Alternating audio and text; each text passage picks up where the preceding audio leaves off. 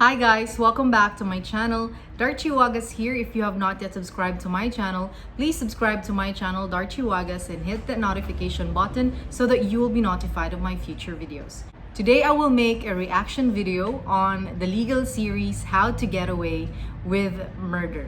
But there will be a twist. I will try to incorporate the salient features of the law student practice rule in some of the scenes of How to Get Away with Murder. I hope you are as excited as I am. But first, a big shout out to my cousin Lee Hashman, and also a big super duper shout out to my mom and to my lole. I would like to thank them for always supporting me and for always inspiring me. Now I will do a reaction video on the pilot episode of How to Get Away with Murder. Here it goes. I threw up 4 times this morning, worried she's gonna call. She's a ball buster, sure. But I spent my summer interning for Chief Justice Roberts, so... Dershowitz has the upper hand in the academic world, but Keating's clearly the better defense attorney.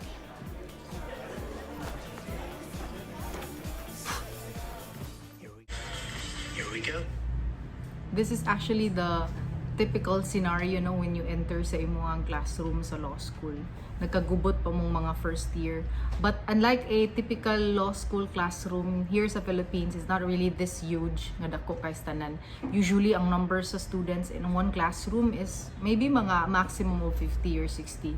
Nga ni kadako dili kayo siya typical here in the country, except for of course review classes. Here we go.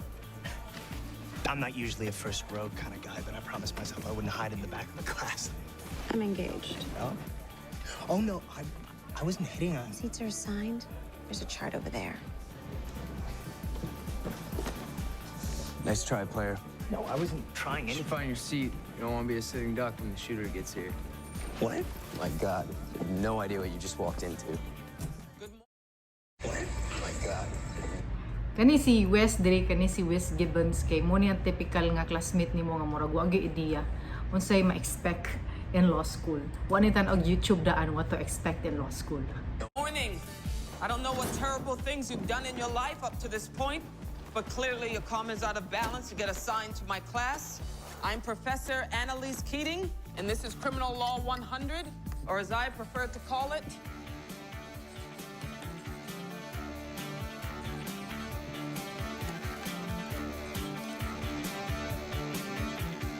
How to Get Away with Murder.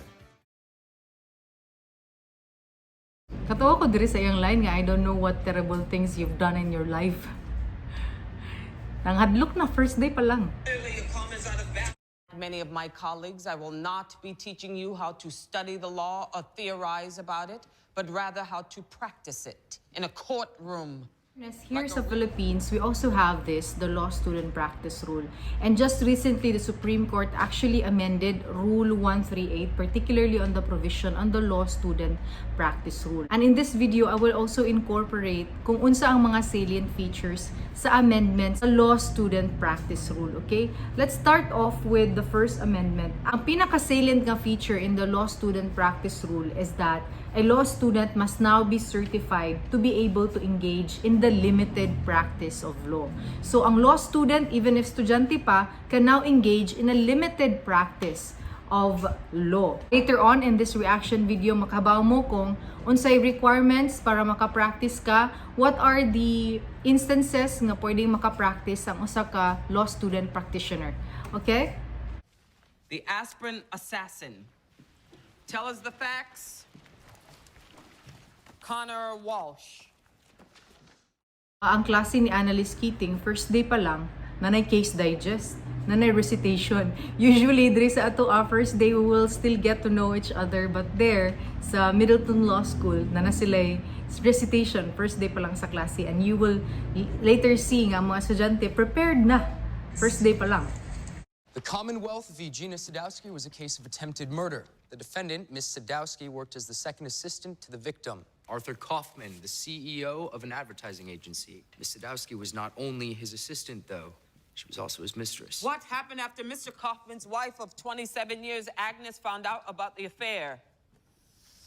You.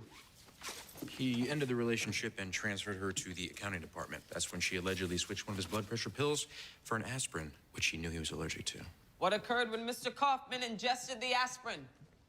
Anyone? Na all prepared, diba? Sana all prepared, Mr. Kaufman went diba? into anaphylactic shock. Yung anita His throat permis, swelled and his brain was kalami na lang deprived gid of sa klase oxygen sa for law 7 minutes school. before his first assistant was able to resuscitate him. Michaela Pratt. So we've established the actus reus. What was the mens rea? Wesley Gibbons. Usa gini siya sa mga lessons nato guys when you're still preparing for law school or when you're already in law school, basta pa doon pa lang gani klase, you see to it nga inyo na nang na-check inyong emails, inyong mga messenger, inyong mga chat box, and try to see if your professors hand in their materials para sa inyong klase para di mo mapareha ning Miss Gibbons inigsud niyo sa klase nga kanang magsige lang og ka-wonder kung unsa na ilang gipang storya and haven't read anything. Lisod kay nang wala kay nabasa inigsud mo sa klase. So it's better nga prepared gid ka when you get into class. And ensure nga wa kay na miss out sa mga notices nga gisend sa imong professor. Mens rea?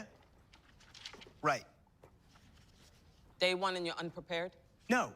Well, yes, but I didn't know there was anything to prepare. I emailed the assignment to the entire class 2 days ago. Oh, I didn't get that.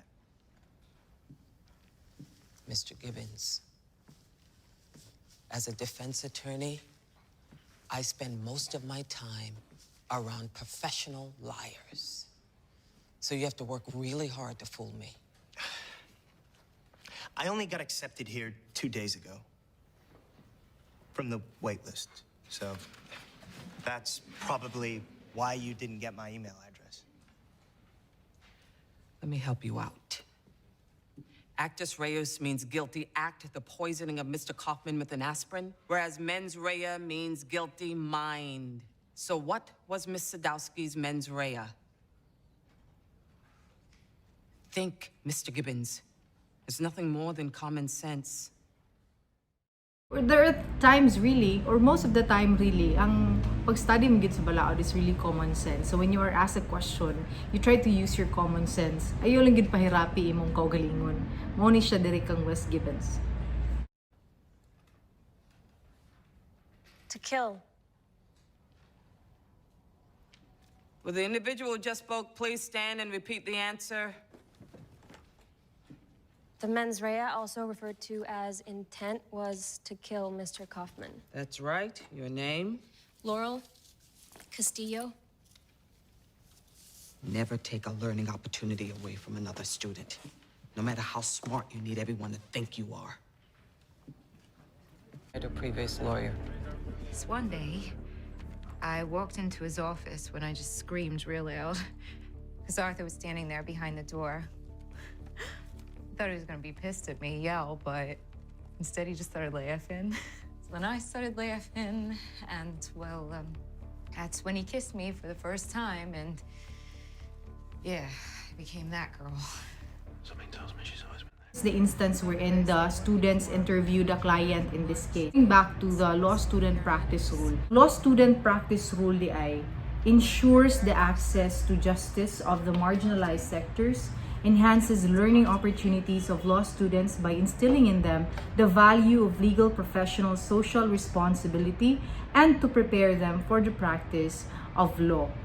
The Supreme Court also addressed the need to institutionalize clinical legal education program in all law schools in order to enhance, improve, and streamline law student practice and regulate their limited practice of law. So starting karon nga academic year 2020 to 2021, ang law student practice rule is already implemented in the legal education. So a law school this academic year must now have a clinical legal education program. Sa akong understanding in this episode, ang mga students here are still on their first year. You must know that here in the country ang atuang law student practice rule, ang atuang law student practice rule na siya level 1 and level 2. So in order to be permitted to be engaged in any of the activities under the clinical legal education program of a law school, a student shall apply for and secure first a level 1 or level 2 certification. In order for you to be eligible as a law student practitioner, you must be issued a level 1 or level 2 certification. When can you have a level 1 certification? Level 1 certification is given to law students who have successfully completed their first year law courses. Now, when can we have a level 2 certification? Level 2 certification is given to students currently enrolled for the second semester of their third year law courses. Provided, however, that where a student fails to complete all their third year law courses, the level 2 certification shall be deemed automatically revoked. Kano sa mga pwede mo interview client? What certification does a law student practitioner need in order to interview a client? Is it a level 1 certification or a level 2 certification? Now, what are the practice areas for law students who are given a level 1 certification? These are the following. First, they can interview prospective clients. They can give legal advice to the client, negotiate for and on behalf of the client, draft legal documents such as affidavits, compromise agreements, contracts, demand letters, position papers, and the like. They can also represent eligible parties before quasi-judicial or administrative bodies, provide public legal orientation, and assist in public interest advocacies for policy formulation and implementation. Now, for level 2 certification holders, what are the acts that they may perform as a law student practitioner? These are the following. Perform all activities under level 1 certification, assist in the taking of deposition and or preparing judicial affidavits of the witness, appear on behalf of the client at any stage of the proceeding or trial before any court, quasi-judicial or administrative body, and in criminal cases subject to the provisions of Section 5, Rule 110 of the Rules of Court, to appear on behalf of a government agency in a prosecution of criminal actions, and in appeal cases to prepare the pleadings required in the case. So basically, when you are a law student practitioner, you are just like a lawyer. Now, you can really practice, you can appear in court depending on the level of your certification issued upon you. Ang pinaka-nice pag yun when you are a law student practitioner is that you may sign briefs, pleadings, letters, and other similar documents which the student has produced under the direction of the supervising lawyer, indicating the law student practitioner certificate number as required under this rule. So that, ladies and gentlemen, is my reaction video on how to get away with murder, incorporating therein the law student practice rule under Rule 138A of the Rules of Court.